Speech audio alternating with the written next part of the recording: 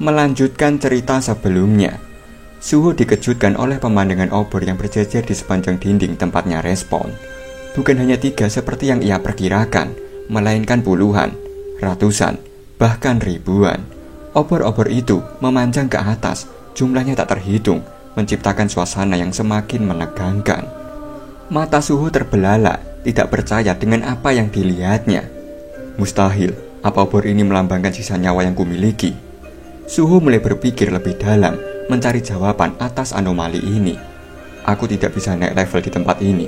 Apa mungkin itu penyebab quest kali ini terasa begitu sulit? Apakah ini terjadi karena sistem mengalami error?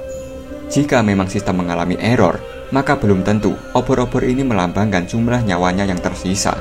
Setelah mempertimbangkan beberapa kemungkinan, Suho membulatkan tekadnya. Ia tidak bisa terus terjebak dalam ketakutan dan ketidakpastian. Dalam langkah mantap, ia bergerak maju dan bergumam, "Aku tidak boleh menyerah begitu saja. Aku harus terus melangkah."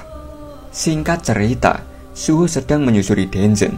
Ia semakin yakin bahwa tempat ini bukanlah dungeon biasa, melainkan sebuah labirin yang aneh dan tidak masuk akal. Tata letaknya terasa kacau, terutama dengan posisi boss room yang seolah ditempatkan secara acak. Saat terus menjelajah, Suho mulai berpikir bahwa jumlah boss room di tempat ini mungkin jauh lebih banyak dari yang ia kira. Jika demikian, bukan tidak mungkin ia akan menghadapi berbagai musuh kuat yang berhubungan dengan ingatannya.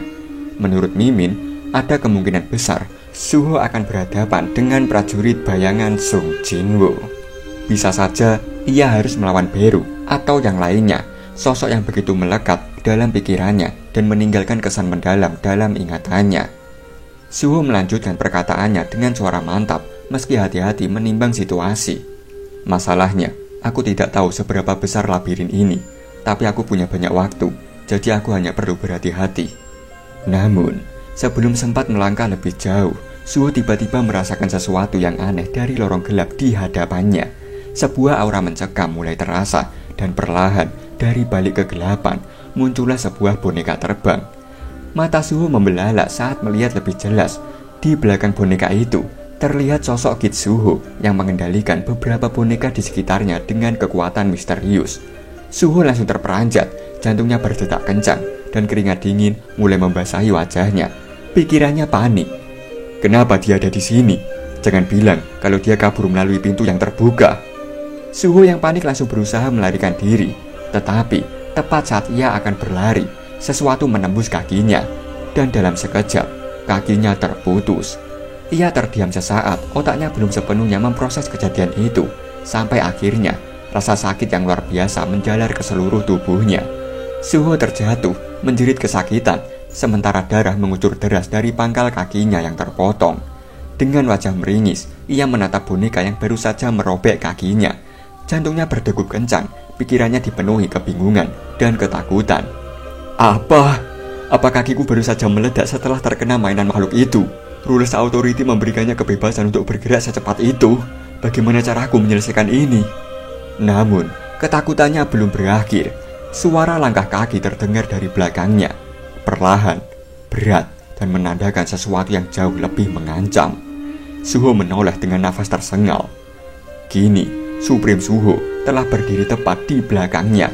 Tatapannya dingin, penuh dominasi, seolah siap menghabisi kapan saja. Suho gemetar ketakutan, pikirannya kacau, tidak habis pikir dengan apa yang sedang terjadi. Lalu dalam satu gerakan cepat, Supreme Suho mengayunkan kakinya ke arah leher Suho. Lehernya terputus dalam sekejap, pandangan Suho menggelap seketika. Kini Suho kembali respon, kali ini dengan penuh kekesalan. Dengan emosi yang meluap, ia menghantam tembok sekuat tenaga. Nafasnya memburu, sementara pikirannya dipenuhi kebingungan dan frustasi. Bosnya bisa berkeliaran begitu saja. Sungguh tidak adil. Tingkat kesulitannya terlalu konyol. Apa ayah juga harus melalui class advancement quest seperti ini? Namun di balik kematiannya kali ini, ia justru menemukan sebuah kebenaran yang sebelumnya tak terpikirkan.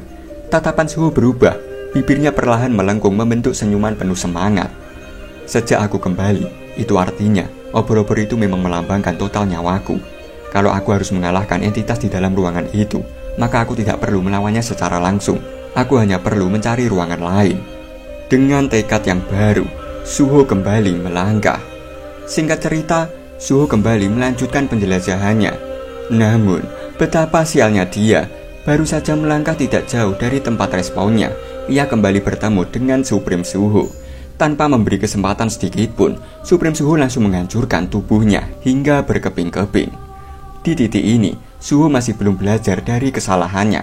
Merasa bahwa nyawanya tak terbatas, ia terus bertindak sembrono, mencoba peruntungan dengan harapan bisa menemukan bos room lainnya. Namun setiap pertemuan dengan Supreme Suho maupun Kid Suho selalu berakhir dengan kengerian yang sama. Tubuhnya hancur, nyeri yang menyiksa, dan kematian yang semakin menghantuinya. Berkali-kali ia mati dalam keadaan mengenaskan, namun tetap memaksa diri untuk maju tanpa rencana.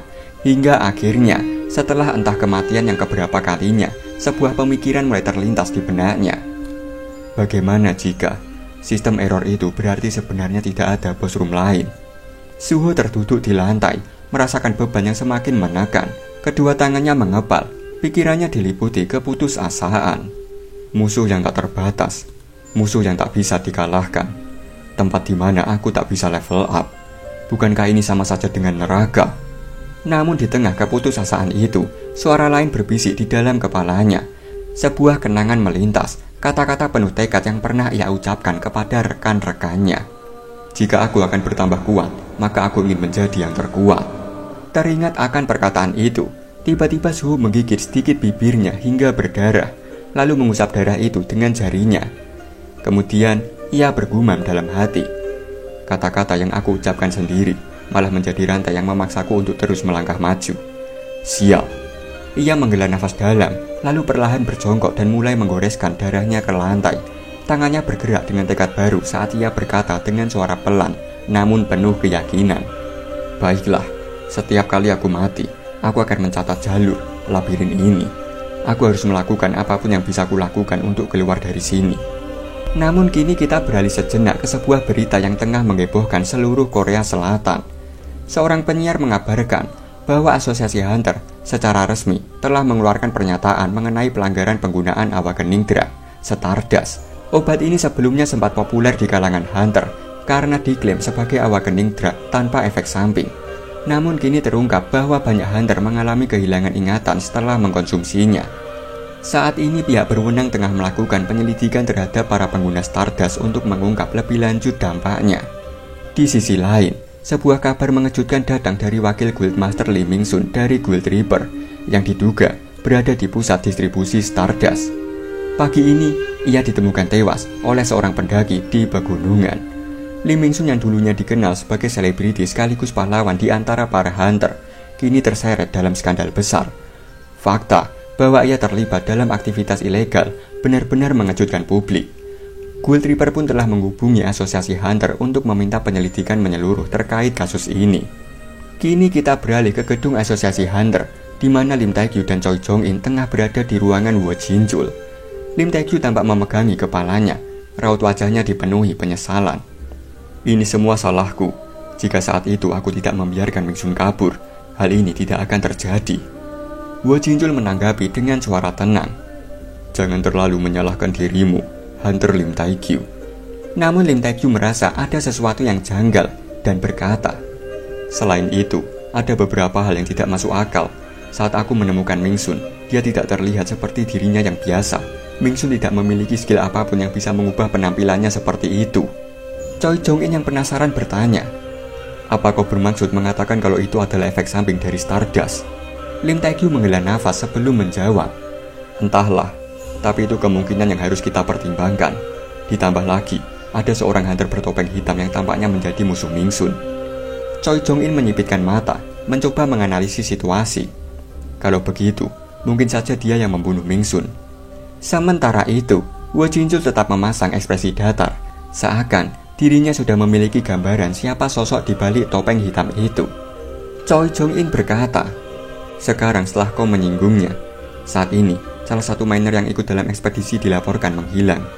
Ia merogoh saku jasnya, mengeluarkan sebuah foto, lalu meletakkannya di atas meja. Namanya Sung Suho. Secara resmi, dia terdaftar sebagai hunter direng. Tapi mengingat situasinya, kemungkinan besar dia adalah pendaftar palsu. Lim Tae-gyu yang semakin penasaran meminta Choi Jong-in untuk memperlihatkan foto tersebut kepadanya. Dengan senang hati, Choi Jong-in menyerahkannya karena Lim Tae-gyu memang bagian dari kasus ini.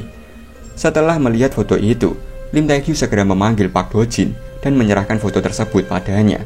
Park Do-jin pun mengamatinya dengan seksama. Sementara itu, dalam hati, Wo Jin-chul berpikir, kemungkinan besar Suho adalah pria bertopeng hitam itu. Namun, ada satu kasus kehilangan lagi yang perlu diperhatikan. Hunter Sung Jin-woo, sebenarnya apa yang terjadi pada Suho? Semoga dia baik-baik saja.